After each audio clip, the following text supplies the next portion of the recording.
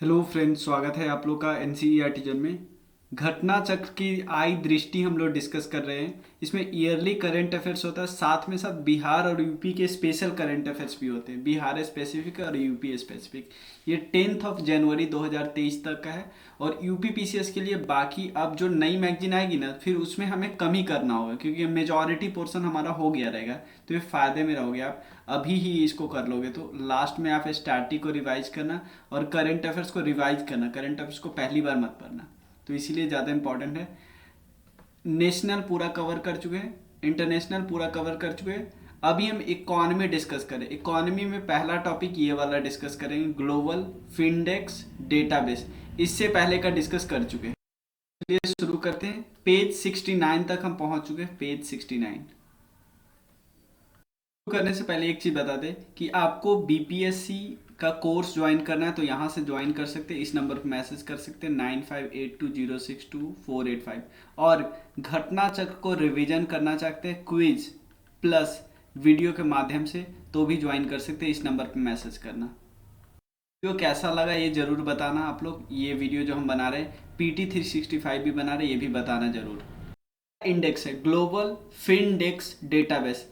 फिनडेक्स का full form आप देखिए, फाइनेंशियल इंडेक्स। इसका मतलब है पीपल, आदमी, आम आदमी कैसे अपने फाइनेंशियल सर्विस को अवेल कर पाता है, ज़्यादा सेफ तरीके से, प्राइवेट और इजीली एक्सेस कर पाता है। मान लो अगर अगर कोई कंट्री एक एक बैंक अकाउंट से दूसरे बैंक अकाउंट में पैसा भेजने में बहुत ज़्यादा टाइम लगता है, क्रेडिट नहीं ठीक से मिल पाता है, तो उस देश का फिंडेक्स में रैंकिंग क्या होगी, खराब होगी। पहले देखिए कौन पब्लिश करता है, वर्ल्ड बैंक पब्लिश करता है। 2011 से पब्लिश हो रहा है।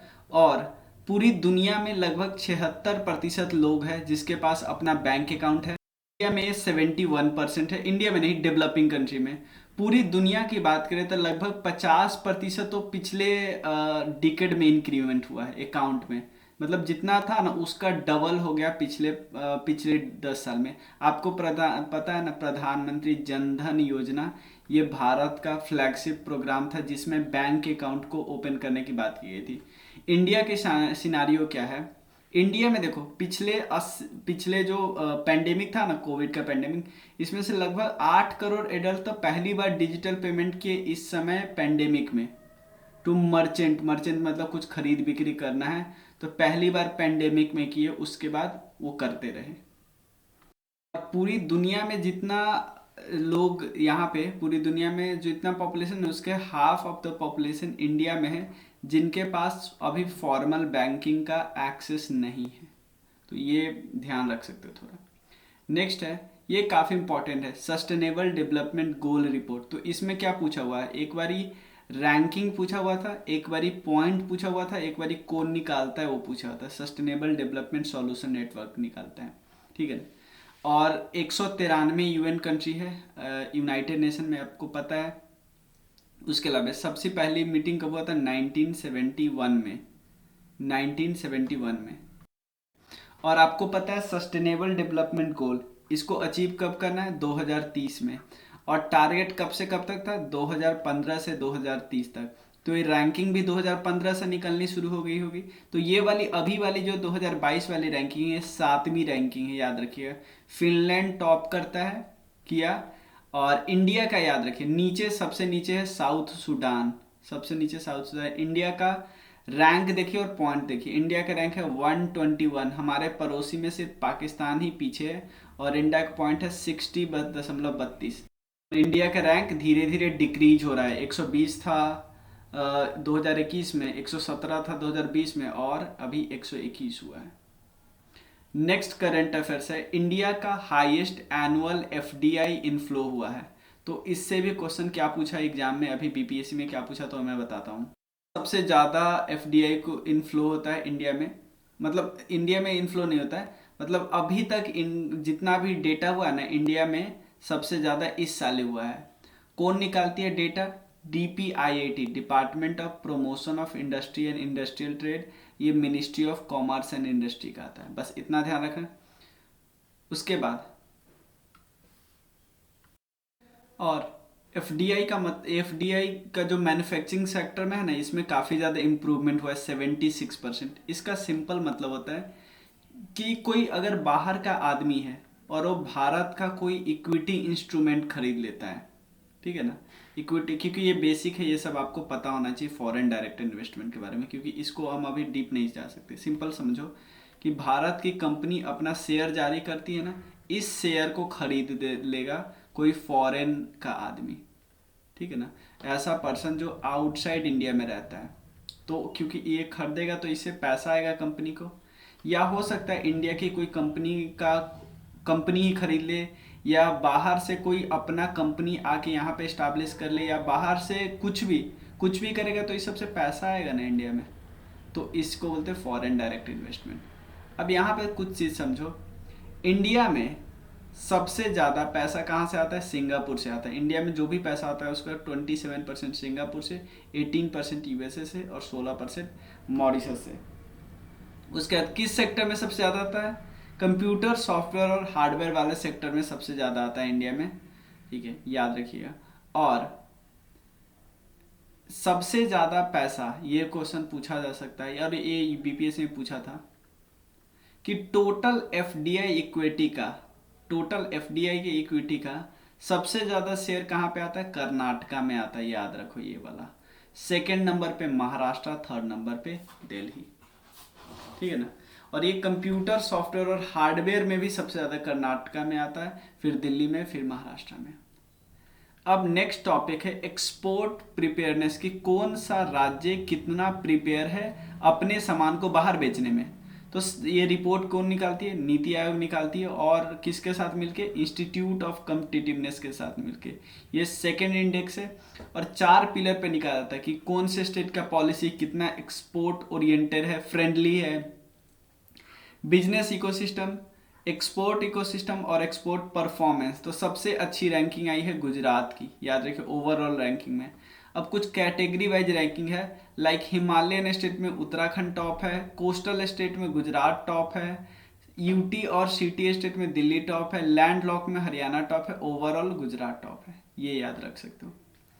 अब इंडेक्स ऑफ इकोनॉमिक फ्रीडम निकालता कौन है? हेरिटेज फाउंडेशन निकालता है। हेरिटेज फाउंडेशन 12 फ्रीडम को कवर करता है, from property right to financial freedom, property right से लेके फाइनेंशियल फ्रीडम तक का, ठीक है। और global average economic freedom score कितना हो गया है? 60 हो गया है, मतलब थोड़ा सा कमा है, ठीक है।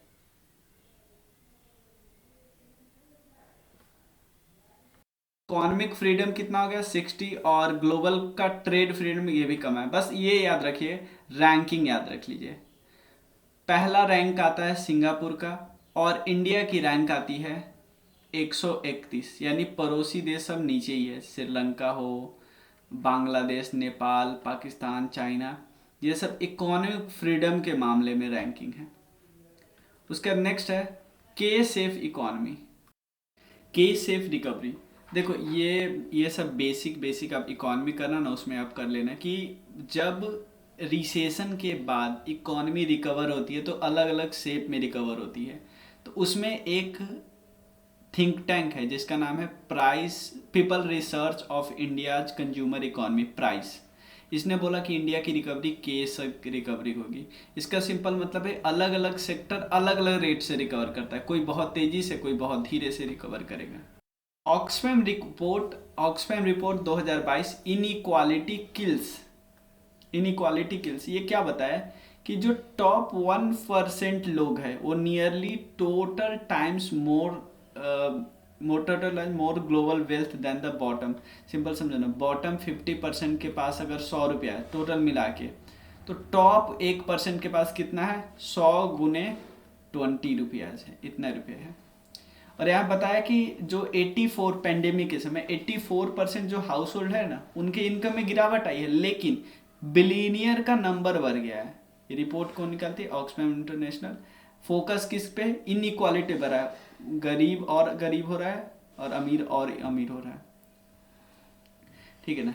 यहाँ पे बोला कि वेल्थ ऑफ जो 10 रिचेस्ट पर्सन है उनका डबल हो गया है, और 99% जो ह्यूमैनिटी है उसका इनकम डिक्रीज हुआ है। कोविड-19 के समय में बात कर रहे हैं,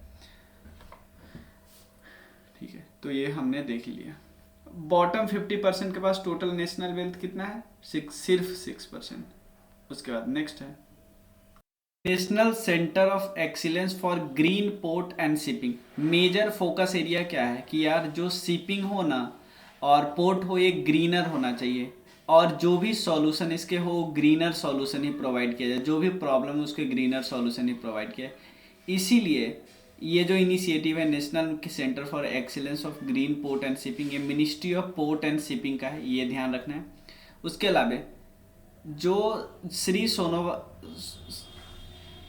सोनोवाल इन्होंने पहला centre of excellence for green port and shipping ये लॉन्च किया है, ये बात याद रखना है। और इसका अनाउंसमेंट कब हुआ था? एट इनामको 2022 इन मुंबई। पता है क्या है कि कार्गो में जो बहुत सारे आपको कार्बन एमिशन होता है 2030 तक उसमें डिक्रीमेंट करना है 30% तक। और इसके नॉलेज वगैरह पार्टनर कौन है? Implementation partner TERI, the energy and resource institute इसके नॉलेज एंड इम्प्लीमेंटेशन पार्टनर है। नेक्स्ट, इंडिया का पहला फ्लोटिंग फाइनेंशियल लिटरेसी कैंप, ये भी बीपीएससी में पूछा गया है। ये इंडिया पोस्ट पेमेंट बैंक के द्वारा कंडक्ट किया गया इंडिया का पहला फ्लोटिंग फाइनेंशियल लिटरेसी कैंप। किस नाम से? निवेशक दीदी के नाम से। कहाँ पे? दाल लेक में, श्रीनगर JNK। पहला है first floating financial literacy camp India post payment bank के द्वारा निवेशक दीदी के नाम से। ये फाइनेंशियल लिटरेसी फैलाएगी, लोकल कश्मीरी लैंग्वेज है तभी तो लोग समझ पाएंगे। इंडिया पोस्ट पेमेंट बैंक की बात करें तो डिपार्टमेंट ऑफ पोस्ट के अंदर आता है, मिनिस्ट्री ऑफ कम्युनिकेशन के अंदर आता है, गवर्नमेंट ऑफ इंडिया का 100% इक्विटी है इसके पास। Next question, next current affairs है ग्लोबल हंगर इंडेक्स 2022। इंडिया की रैंकिंग है 107 आउट ऑफ 121, ठीक है। इंडिया का स्कोर क्या है? 29.1, ठीक है ना। इंडिया का जो पॉइंट है वो सीरियस कैटेगरी में आता है, ध्यान रखना। सीरियस कैटेगरी में 29.1 पॉइंट याद रखें।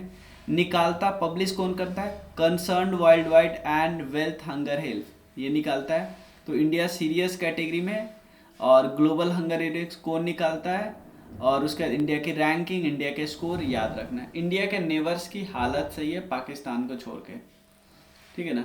सॉरी, इवन पाकिस्तान भी इंडिया से सही रैंक है यहाँ पे, अफगानिस्तान को छोड़ के, ठीक है ना। फर्स्ट कंट्री की बात करें तो ये यमन है, यमन। अब कुछ और चीज़ें इसमें डिस्कस कर लेते हैं ग्लोबल हंगर इंडेक्स पे। 4 इंडिकेटर है main: child stunting, under nourishment, child wasting और चाइल्ड मोर्टालिटी, याद रखिएगा।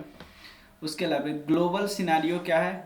828 मिलियन पीपल है जो कि अंडर नरिश्ड है। इसके अलावा ये सब याद नहीं रखना है, ठीक है ना। अगर पूछे कोई रीजन के बारे में कि सबसे ज़्यादा हंगर वगैरह कहाँ है, एक अफ्रीका जो कि साउथ ऑफ सहारा में है, और साउथ एशिया, ये दोनों रीजन है जहाँ पे हंगर बहुत ज़्यादा है। पीएम गति शक्ति मल्टी मॉडल वाटरवेज समिट, आपको पता है इनलैंड वाटरवेज पे हम कितना ज़्यादा फोकस करते हैं, इनलैंड वाटरवेज पे। इसी को और ज़्यादा मतलब कि ट्रांसपोर्टेशन में इनलैंड वाटर का बहुत ज़्यादा रोल हो, इसलिए पीएम जी ने वाराणसी में एक वाटरवेज समिट किया, multi modal waterways summit, Varanasi Uttar Pradesh में, याद रखिएगा। और एक किसके द्वारा ऑर्गेनाइज किया गया? Inland water authority of India के द्वारा, जो कि ministry of port shipping and waterways के अंदर आता है, ठीक है। अब यहाँ पे हम कुछ वाटरवेज के बारे में डिस्कस कर लेते हैं। सबसे पहला वाटरवेज है नेशनल वाटरवेज 1, जो कि गंगा, भागीरथी और हुगली रिवर सिस्टम पे बना है, हल्दिया से इलाहाबाद के बीच। कितने स्टेट में को जोड़ता है? UP, Bihar, Jharkhand and West Bengal. National waterways 2 ये है ब्रह्मपुत्रा रिवर पे, धुबरी से लेके सादिया के बीच, आसाम में है। वाटरवेज 3 की बात करें तो वेस्ट कोस्ट कैनाल कोट्टापुरम से कोल्लम तक है, और एक केरला में है। उसके अलावा चंपाकरा और उद्योग मंडल कनाल में है ये। नेशनल वाटरवेज 4 की बात करें तो कृष्णा रिवर में है, विजयवाड़ा से मुक्तियाला आंध्र प्रदेश में है। और मल्टी मॉडल जो मास्टर प्लान है गति शक्ति, ये इंफ्रास्ट्रक्चर पे फोकस करता है और कनेक्टिविटी पे फोकस करता है। नेक्स्ट करंट अफेयर्स है India's first sovereign green bond framework. Sovereign green bond का मतलब तो आप समझते होइएगा, बॉन्ड एक फाइनेंशियल इंस्ट्रूमेंट है। जैसे मान लो ये एक बॉन्ड है, तो बॉन्ड मान लो कोई इंसान है या कोई कॉरपोरेट है, कोई इन्वेस्टर है या कोई कंपनी है, कोई देश भी हो सकता है। ये क्या करते हैं, बॉन्ड इशू करते हैं। इस बॉन्ड इशू के एवज में इनको पैसा मिलता है और एक कोई फिक्स टाइम के बाद ये इंटरेस्ट के साथ लौट आती है इस बॉन्ड। उसके बाद मान लो वो पर्टिकुलर कंपनी, इन्वेस्टर इसको बॉन्ड ले लेगा और इससे वो पैसा ले लेगा, याद रखिएगा। ग्रीन बॉन्ड इसलिए होता है ना, ग्रीन बॉन्ड की इस बॉन्ड से आप जो पैसा लिए उसका ऐसा यूज करना जो इन्वायरमेंटली फ्रेंडली हो और इन्वायरमेंटली सस्टेनेबल हो।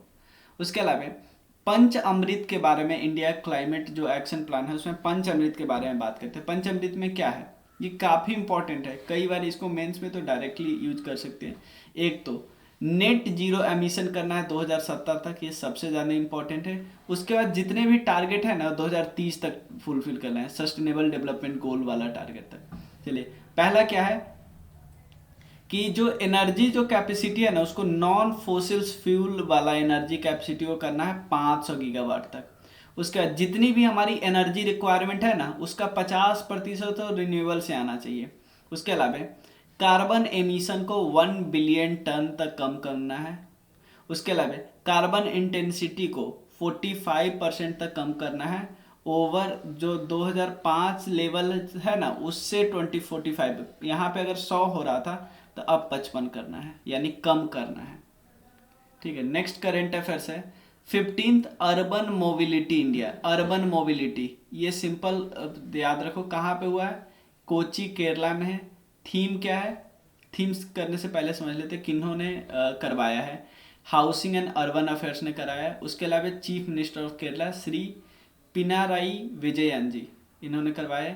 15वां हुआ है नवंबर महीना में, ठीक है ना। आज़ादी एट द रेट, उसके अलावा क्या, सस्टेनेबल आत्मनिर्भर अर्बन मोबिलिटी की बात करते हैं कि अर्बन का ट्रांसपोर्टेशन सिस्टम ज़्यादा से ज़्यादा अच्छा हो, ठीक है ना। जो और अर्बन में ऐसे प्रैक्टिस यूज है जो ग्लोबली अडॉप्टेड है वो यूज हो जाए, ठीक है ना। और यहाँ पे कुछ अवार्ड भी मिला, याद रखिएगा।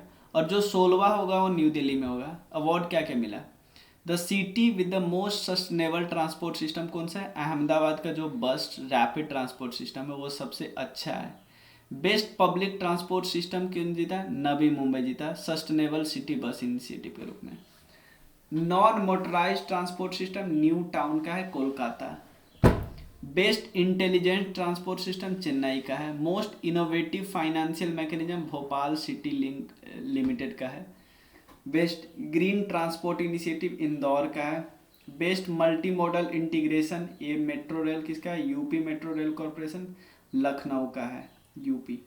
The best metro rail for passenger service and satisfaction, ये बेंगलोर का है, ठीक है। नेक्स्ट क्या है, इनोवेशन इंडेक्स की बात करते हैं।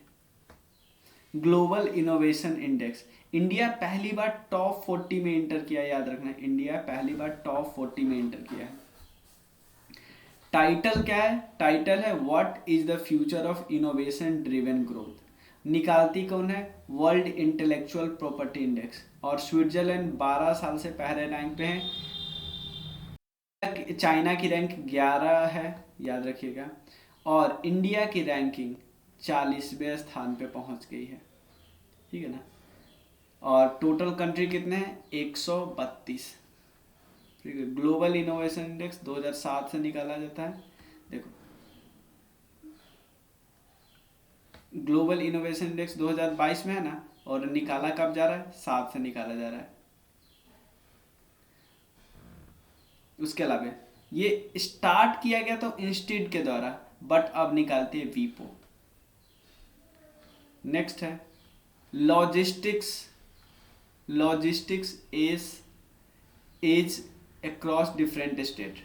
लॉजिस्टिक्स की बात कर रहा है कि जो खर्चा नहीं लगता है थोड़ा बहुत उसकी, कि यहाँ से यहाँ सामान पहुँचाना है उसका कितना खर्चा है, जितना खर्चा उतना इकॉनमी इंप्रूव होगा वहाँ का। पहला क्या है, पब्लिश कौन करता है, DPIIT करता है, ministry of commerce and industry.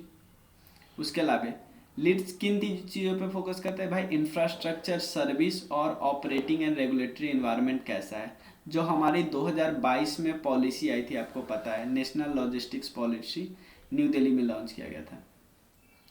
4 category में बटा गया है और हर कैटेगरीज में 3 कैटेगरी है, मतलब 4 कैटेगरी लैंडलॉक, फिर लैंडलॉक में 3 कैटेगरी है, कौन अचीव कर लिया है, कौन फास्ट मूवर है और कौन एस्पायरेशनल है, कोस्टल है, नॉर्थ ईस्टर्न स्टेट है, यूनियन टेरिटरीज है। तो यहाँ पे देखो लैंडलॉक में हरियाणा अचीवर है, ये सब अचीवर है। बिहार बहुत पीछे है, बिहार, छत्तीसगढ़ और झारखंड। कोस्टल में देखो केरला फास्ट मूवर है, गोवा और वेस्ट बंगाल पीछे है, आंध्रा वगैरह। नॉर्थ ईस्टर्न स्टेट में आसाम अचीवर है, यूटी में चंडीगढ़ और दिल्ली अचीवर है, ये सब नीचे है। नेक्स्ट है ट्रेड एंड डेवलपमेंट रिपोर्ट, कौन निकालती है? United nation conference on trade and development. ये एक यूनाइटेड नेशन ऑर्गेनाइजेशन है जो कि 1964 में बना था और जिनेवा में इसका हेडक्वार्टर है, 195 देश है, ठीक है। रिलीज यहाँ पे करा। थीम क्या है इस पर?